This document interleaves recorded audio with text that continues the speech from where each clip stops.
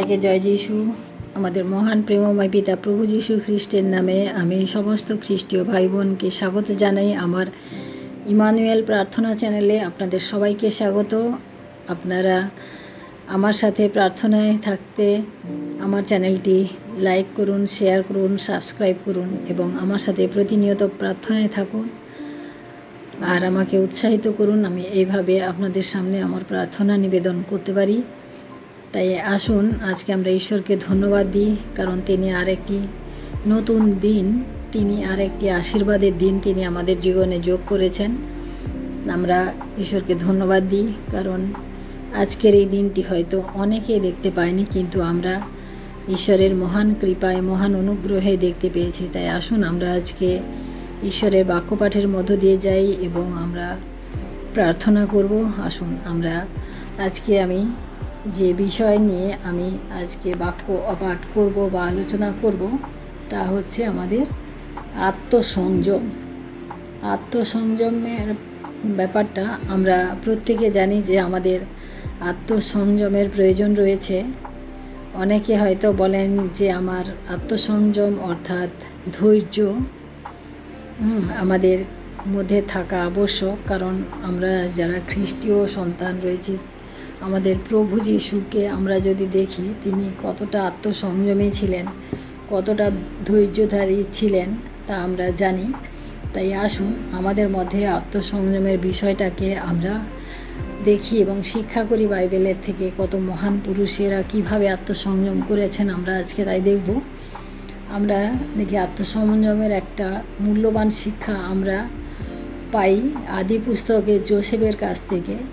যোসেফের ভাইরা তার উপরে ঈর্ষান্বিত হয়েছিলেন এবং তারা যোসেফকে হত্যা করতেও চেয়েছিলেন, কিন্তু শেষ পর্যন্ত তাকে মিশরীয় বণিকদের কাছে বিক্রিও করে দিয়েছিলেন। বণিকরা তাকে নিয়ে বিক্রি করলো ফারাও রাজার রক্ষী দলের প্রধানের কাছে, সেনাপতির কাছে। যোসেফ সেই সেনাপতির বাড়িতে সব কাজকর্মের দায়িত্ব পেলেন এবং যোসেফ ছিলেন এক সুদর্শন চেহারা, দেখতে যাকে আজকালকার ভাষায় বললে হ্যান্ডসাম বলা যায়, সেই রকম তিনি ছিলেন। কিছুদিন যেতেই তার প্রতি ওই প্রধানের অর্থাৎ সেনাপ্রধানের স্ত্রীর কামনা জাগলো। তিনি তাকে মন্দ কাজে অনেক প্রলোভন দিলেন, কিন্তু সবসময়ই যোসেফ তাকে বললেন না। এতে মনিবের স্ত্রী প্রতিশোধ নেওয়ার জন্য তার নামে মিথ্যা অপবাদ দিয়ে দিল। ফলে যোসেফকে জেল খাটতে হলো। এতেও যোসেফ তার নীতিতে রীতিমতো অটল ছিলেন। যোসেফের মধ্যে আমরা দেখি সাধু পৌলের একটি শিক্ষা যেটা বাস্তবায়িত হয়েছে। সাধু পৌল বলেন, তাই বলছি ব্যভিচার থেকে দূরেই থাকো। মানুষ আর যে কোনো পাপই করুক না কেন, সে সব পাপ ঘটে দেহের বাইরে, কিন্তু ব্যভিচার যে করে সে আপন দেহের বিরুদ্ধে গিয়েই পাপ করে। আমরা এটা দেখি 1 কোরিন্থীয় তার 6 অধ্যায় 18 থেকে 20 পদ আমি পাঠ করছি। এখানে আমরা দেখি, তোমরা কি এই কথা জানো না যে তোমাদের দেহ হলো ঈশ্বরের অন্তর্নিবাসী সেই পবিত্র আত্মার মন্দির, যাকে তোমরা পেয়েছ ঈশ্বরের কাছ থেকে।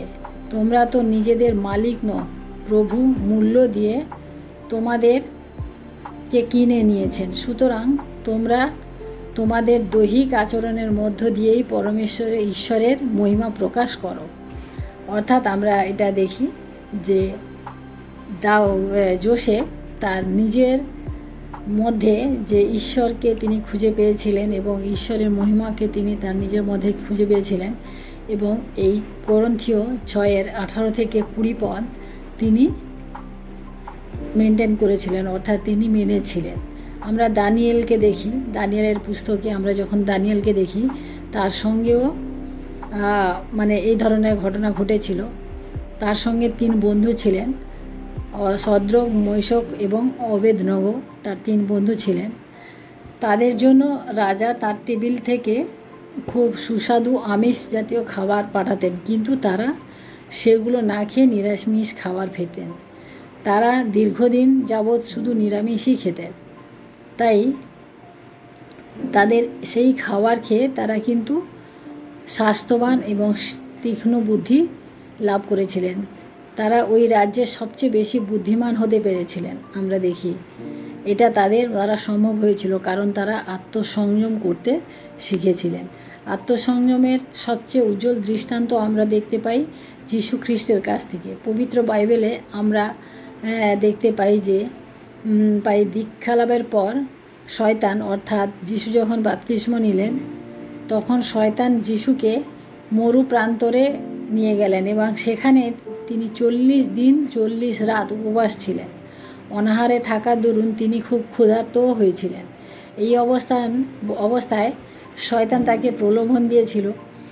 সব পরীক্ষায় যীশু জয় করতে পেরেছিলেন প্রার্থনার শক্তিতে। যীশু শয়তানকে বলেছিলেন, দূর হও শয়তান। সেই মুহূর্তে শয়তান তার কাছ থেকে দূর হয়ে গেছিলেন। অর্থাৎ আমরা দেখলাম যে আত্মসংযম আমাদের জীবনে অনেক বেশি মূল্য রাখে, কারণ আত্মসংযমী না হলে আমরা কোনো কিছু সঠিকভাবে আমরা করতেও পারবো না, আমাদের জীবনে আমরা এগোতেও পারবো না। তাই প্রিয় ভাই বোনেরা, আমরা আজকে দেখব যে ব্যক্তিগত জীবনে আমাদের কতটা আত্মসংযমের প্রয়োজন রয়েছে, পারিবারিক জীবনে আমাদের কতটা আত্মসংযমের প্রয়োজন রয়েছে। মানুষ তো একা একা বাস করতে পারে না, কারণ মানুষ একটা সামাজিক জীব। তাই বাস করতে হয় সমাজের অন্যান্য সকলের সাথে মিশে। যাদের সাথে আমরা বাস করি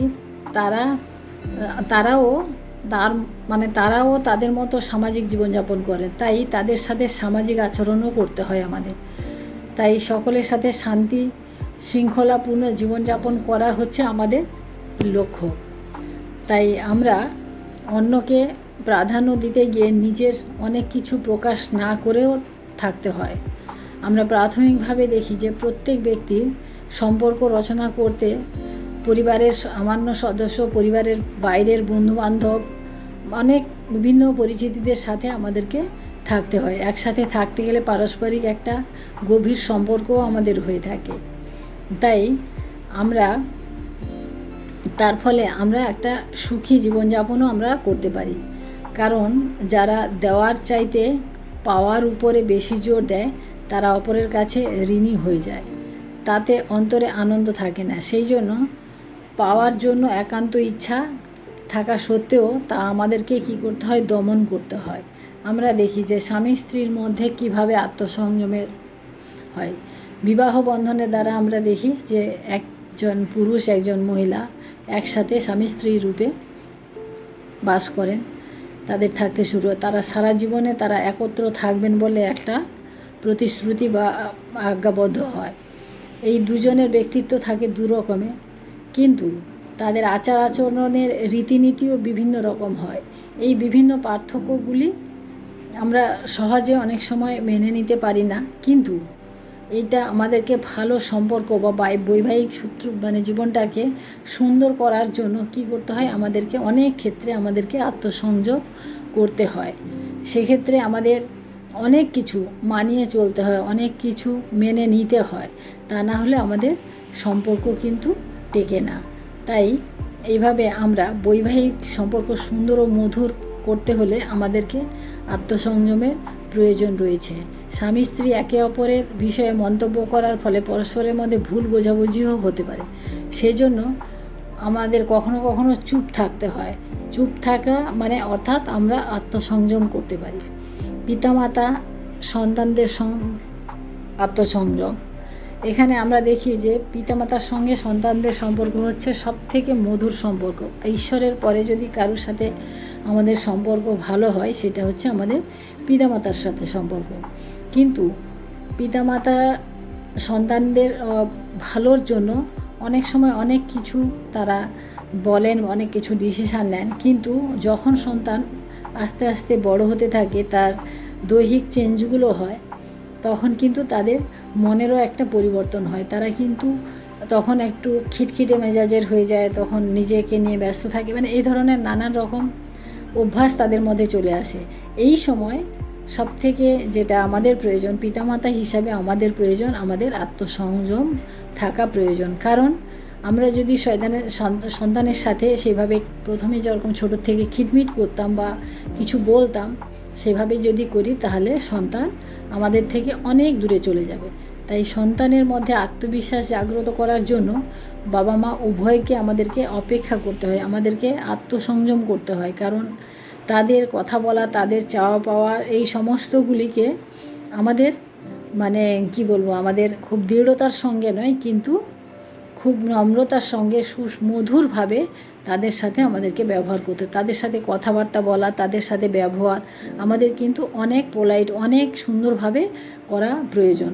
তা না হলে সন্তান আমাদের জীবন থেকে তারা অনেক দূরে চলে যাবে। কারণ এই একটা বয়স যেখানে 14-15 বছর থেকে শুরু হয় 18-20 বছর পর্যন্ত, এই বয়সে সন্তানরা কিন্তু তারা নিজেদের জগৎ মনে করে যে তারা অনেক একটা অন্য ভালো জগতে তারা নিজেরা পৌঁছে গেছে, কিন্তু আমরা জানি যে তারা যে জগতে বিচরণ করতে চায় সেই জগৎটা কতটা খারাপ। তাই প্রিয় ভাই বোনেরা, আমরা যারা পিতামাতা এবং যারা সন্তান, আমরা যেন আমাদের প্রভু যীশু খ্রিস্টের অনুগ্রহ যেটা আমরা পেয়েছি, যে প্রেম ভালোবাসা পেয়েছি, তার দিকে আমরা মানে ধ্যান দিই। কারণ ঈশ্বর যে আত্মসংযম দেখিয়ে গেছেন এই জগতে, আমরা যেন সেভাবে হই। কারণ আমরা ফটাফট রেগে যাওয়া, ফটাফট আমাদের মনের মধ্যে ডিসিশান নিয়ে নেওয়া, এটা কিন্তু আমাদের একেবারে উচিত নয়। মানে আমরা জানি যে গুরুজনেরা যখন যা কিছু বলেন সেটা হচ্ছে আমাদের ভালোর জন্যই বলেন, কিন্তু সেই ভালোটাকে আমরা কিভাবে নিই সেটা হচ্ছে কথা, এবং গুরুজনরা কিভাবে বলেন সেটাও কথা। সেই জন্য আমাদের সবাইকে মনে রাখতে হবে যে আমাদের এই মুখের দ্বারা, আমাদের এই জিহ্বার দ্বারা আমাদের কিন্তু মৃত্যুও থাকে, আবার জীবনও থাকে। কিন্তু আমাদের মনে রাখতে হবে যে প্রভু যীশু আমাদেরকে যেভাবে শিখিয়ে গেছেন, যেভাবে আমাদেরকে প্রেম করতে বলেছেন, আমরা যেন সেইভাবে আমাদের করতে পারি। তাই প্রিয় ভাই বোনেরা, আসুন আজকে আমরা আত্মসংযম সম্বন্ধে যা আজকে শিক্ষা লাভ করলাম, আমরা যোসেফের জীবনে দেখলাম আত্মসংযমে, দানিয়েলের জীবনে দেখলাম আত্মসংযম, এবং আমরা প্রভু যীশুর জীবনে দেখলাম আত্মসংযম।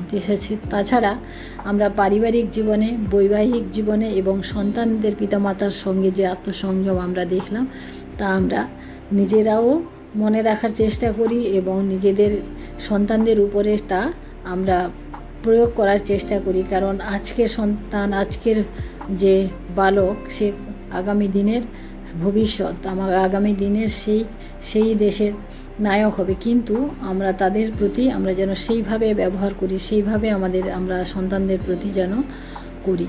তাই আসুন আমরা আজকে প্রার্থনা করি এবং আমাদের মহান ঈশ্বরকে আমরা ধন্যবাদ দিই, কারণ তিনিই একমাত্র ধন্যবাদ ও প্রশংসা পাওয়ার যোগ্য ঈশ্বর। তার কাছে আমাদের প্রেম, শান্তি, ভালোবাসা, আত্মসংযম সমস্ত কিছুই রয়েছে। আমাদের ঈশ্বরের বাক্য আমাদের মধ্যে যতটা থাকবে ততটা আমরা বেশি আত্মসংযমী হয়ে উঠবো। আমরা অনেকে বলি যে আমার ধৈর্য নেই, আমি ফট করে রেগে যাই। কিন্তু প্রিয়, আমরা এই সমস্ত থেকে আমরা মুক্তি পাবো যদি আমাদের মধ্যে ঈশ্বরের বাক্য থাকে।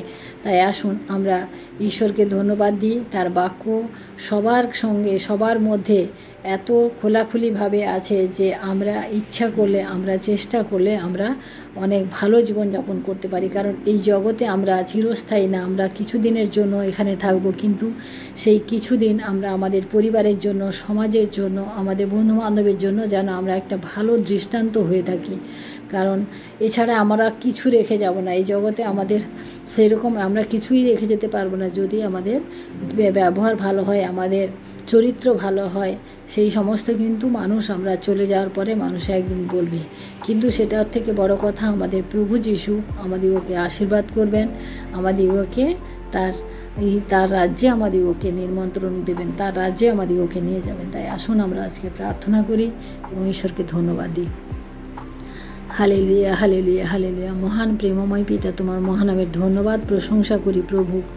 আজকের এই সুন্দর সকালে প্রভু, আরেকটিবার প্রভু তোমার বাক্যের মধ্য দিয়ে প্রভু আমরা তোমার শিক্ষা লাভ করতে পারলাম প্রভু, তাই তোমায় ধন্যবাদ দিই পিতা। আজকে আত্মসংযম সম্পর্কে প্রভু যে যা কিছু আমরা শিখলাম প্রভু গো, তুমি আমাদেরকে আশীর্বাদ করলে, তাই তোমায় ধন্যবাদ দিই পিতা। আমরা যেন তা মেনে চলতে পারি এবং আমাদের জীবনে কাজে লাগাতে পারি। প্রভু তুমি দয়া করো। আমরা শুধু শুনি না কেন, যেন না শুনে থাকি, আমরা যেন তাকে ব্যবহারিক জীবনে আমরা যেন কাজে লাগাই। তাই প্রভু তোমাকে ধন্যবাদ দিই পিতা, আজকের এই দিনে তুমি আমাদেরকে অনেক অনেক আশীর্বাদ করেছো প্রভু, তাই তোমায় ধন্যবাদ দিই পিতা। আমরা বিশ্বাস করি তুমি আমাদের প্রার্থনাও শ্রবণ করেছো এবং উত্তর দিয়েছো, তাই তোমায় ধন্যবাদ করি প্রভু। সারাদিনের ভার তোমার হস্তে রাখি, তোমার অনুগ্রহ, দয়া, তোমার প্রেম তুমি আমাদের জীবনে রাখো প্রভু। সমস্ত মহিমা, গৌরব, প্রশংসা তোমাকে দিয়ে এই বিনতি প্রার্থনা চাই আমাদের মুক্তিদাতা ত্রাণকর্তা প্রভু যীশু খ্রিস্ট তোমারই নামে। সবাইকে জয় যীশু। আমাদের মহান প্রেমময় পিতার নামে আমি সবাইকে জয় যীশু জানাই। সবাই ভালো থাকবেন, সুস্থ থাকবেন। আজকে দিনটি সবার ভালো হোক। জয় যীশু।